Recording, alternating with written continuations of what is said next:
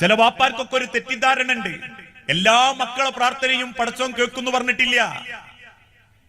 പ്രത്യേകിച്ച് അള്ളാഹുവിന്റെ റസൂല് പ്രത്യേകം ഓർമ്മപ്പെടുത്തി, ഉലമാക്കൾ അതിന്റെ അണ്ടർലൈൻ ചെയ്തിട്ട് പറഞ്ഞു വവലദുൻ എന്ന് മാത്രമേ റസൂലുള്ള പറഞ്ഞിട്ടുണ്ടായിരുന്നുവെങ്കിൽ എല്ലാ മക്കളെ പ്രാർത്ഥനയും കിട്ടുമെന്ന് പറയേണ്ടി വരും. പക്ഷെ തൊട്ടടുത്ത വാക്കിൽ അള്ളാന്റെ ഹബീബ് പ്രയോഗിച്ചു വവലദുൻ സ്വാലിഹുൻ യദ്ഉ ലഹു, മക്കള് സ്വാലിഹീങ്ങളാവണം, വാപ്പ നേർവഴിക്ക് നയിച്ച മക്കളാവണം, സുബഹിക്ക് പള്ളി കൂട്ടിക്കൊണ്ടുപോയ മക്കളാവണം, എന്തൊക്കെ ധരിക്കണം എന്തൊക്കെ ധരിക്കാൻ പാടില്ല എന്ന് പഠിപ്പിച്ചെടുത്ത അമ്മാരാവണം, സുബഹിന്റെ സമയത്ത് എഴുന്നേറ്റ് ഖുർആൻ ഓതിപ്പിക്കുന്ന വാപ്പാരാവണം. അല്ലാതെ തിന്നാൻ കൊടുത്ത ക്വാളിറ്റി മാത്രം പടച്ചോനോട് പറയാണ്ടാവൂല.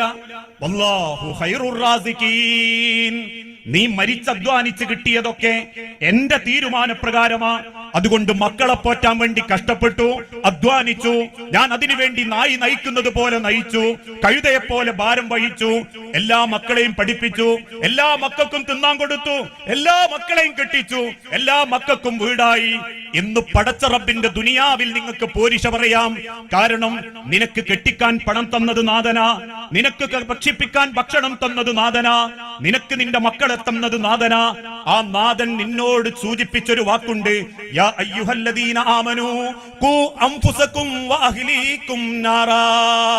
വിശ്വാസികളെ, 5 വക്ത് നിസ്കരിക്കുന്നവരെ, അള്ളാന്റെ കഅബാലയത്തിങ്കലേക്ക് പോകുന്നവരെ, പരിശുദ്ധ റമളാൻ മാസത്തെ കാത്തിരിക്കുന്നവരെ, ഖൂ അൻഫുസകും വഅഹ്ലീകും നാറാ.